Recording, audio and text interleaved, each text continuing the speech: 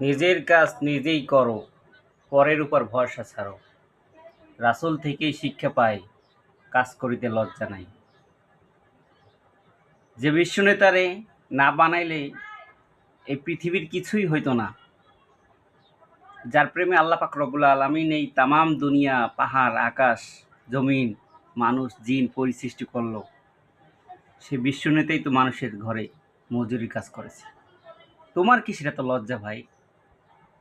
তোমার পকেটে যদি টাকা না থাকে ভাই, কেউ তোমাকে ২ টাকা দিয়ে সাহায্য করবে না। যদিও করে খুব, খুব মানুষের হাতে পায়ে ধরে, তাও খুব কম মানুষই করবে। সেটা খুবই নিম্ন পর্যায়ে ভাই।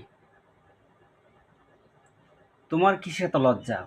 তোমার আল্লাহ পাক রব্বুল আলামিন ৪ টা হাত পা দিয়েছেন। তোমার যদি টাকা থাকে ব্যবসা করার মতো, তুমি ব্যবসা করো। তোমার যদি ব্যবসা করার মতো টাকা না থাকে ভাই, তুমি দিনমজুরি কাজ করে টাকা ইনকাম করো ভাই। কিসের এত লজ্জা? আমাদের প্রধান সমস্যা হচ্ছে আমরা শিক্ষিত জাতি। অথচ যা যাকে আল্লাহ পাক রব্বুল আলামিন নিজে শিক্ষা দিয়েছেন, যার শিক্ষক আল্লাহ পাক রব্বুল আলামিন নিজে, সেই মহান লিডার, সে মহানবী, সে নিজেই কাজ করেছে।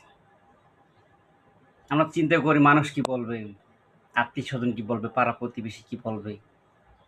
ভাই, তুমি যদি কাজ করতে, করতে তোমার দ্বিধাবোধ করে, তোমাকে কেউ সাহায্য করবে না। কিন্তু যদি তুমি টাকা ইনকাম করো, টাকা ইনকাম করবা প্লাস নিয়মিত করবা, তোমার যখন টাকা হবে, ওই যারা নিন্দা করছে তারাই তোমাকে একদিন স্বাগত জানিয়ে বুকে জড়িয়ে দেবে। দুনিয়াটা ভাই টাকার খেলা ভাই। তোমাকে কেউ সাহায্য করবে না। তোমাকে যদি কেউ সাহায্য করে আলহামদুলিল্লাহ, বাবা, খালু, মামা যদি কেউ সাহায্য করে আলহামদুলিল্লাহ। কিন্তু সে ভরসা তুমি ছাড়ো, নিজের উপর ভরসা করো। কারণ এটা আমরা রাসূল থেকে শিক্ষা পাই। আর রাসূলের আদর্শ উত্তম আদর্শ। আমরা লজ্জা করি কারণ আমরা শিক্ষিত।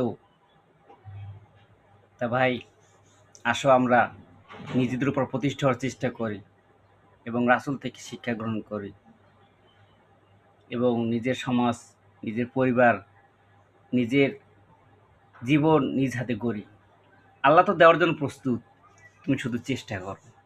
তাহলে আল্লাহ ইনশাআল্লাহ তোমার জীবনে সাফল্য দেবে।